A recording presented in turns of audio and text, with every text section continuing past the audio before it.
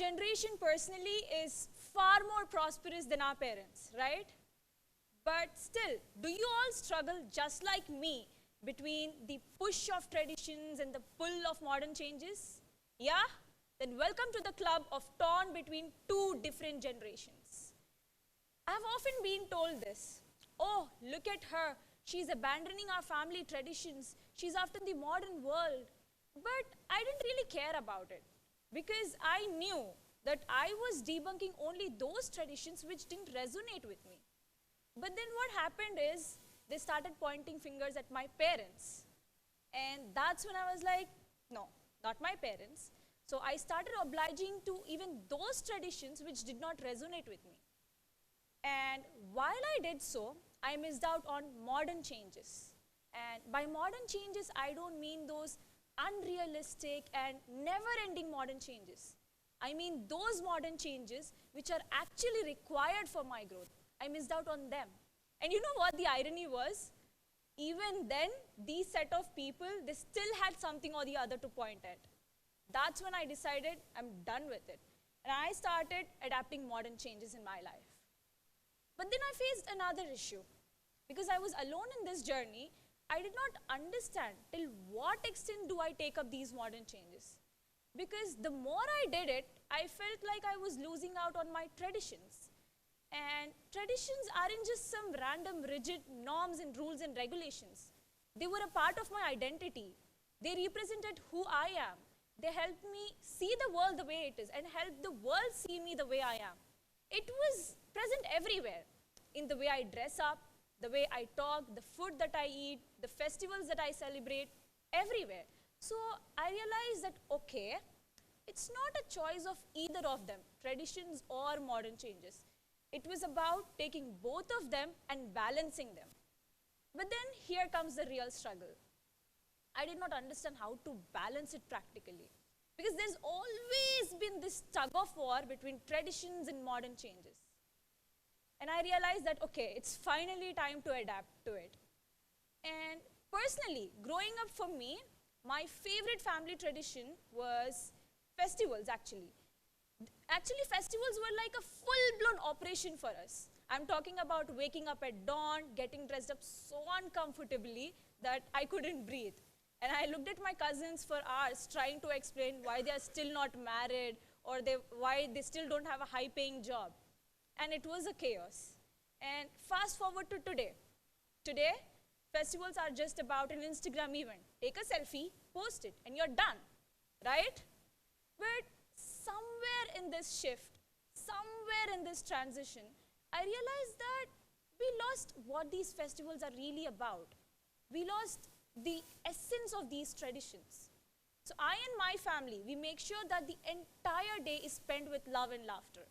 And we dress up prettily, but of course, comfortably. And we still fight over who made the best sweets each year. My kunafa or my sister's gulab jamun. She always wins, but let's not tell it to her. And sweets. Sweets usually remind me of this baker friend of mine. She runs her family business, and they have been baking bread the same way since 3 generations. Just hands and heart. No machinery at all. But what happened was, due to increase in demand and heated up competition, she realized that she needed to change, she needed to modernize. But also she didn't want it to lose out on her traditional recipes and those hands-on kneading technique. So what she did was, she modernized selectively. That is, she got ovens for better efficiency in baking, but also made sure that her traditional ways of baking are still intact. And the result of this, a thriving business which also respects its roots. And by observing her closely, I realized that, okay, to balance it, it's just one simple key. I need to modernize selectively, only where it is required, and keep the rest of the things as it is. And I first implemented this in my favorite family tradition growing up, and it was album nights. So as a family, what we used to do as kids was, we used to assemble in our living room, and we used to sit around our album. It was a huge, heavy, bulky album.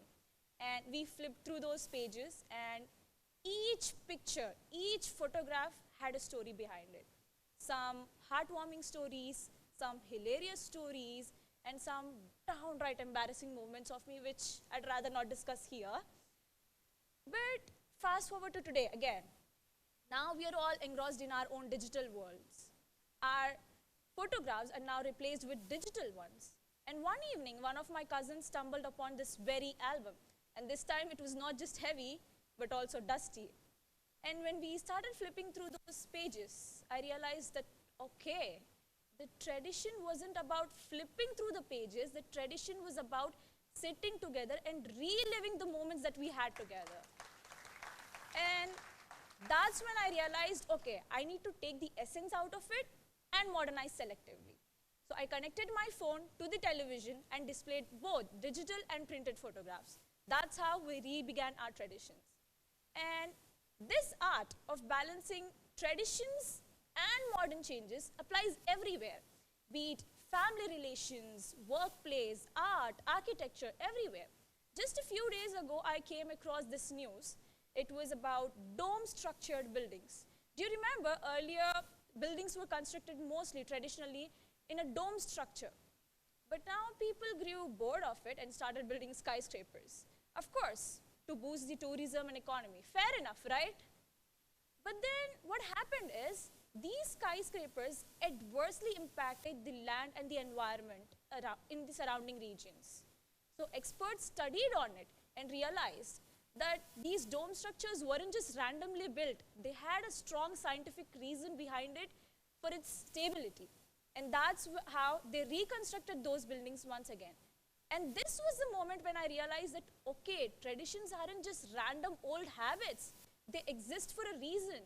Of course, change is necessary, but if we bring about a change without knowing what the reason is behind the tradition, then we risk losing what truly matters to us. And this hit me really hard.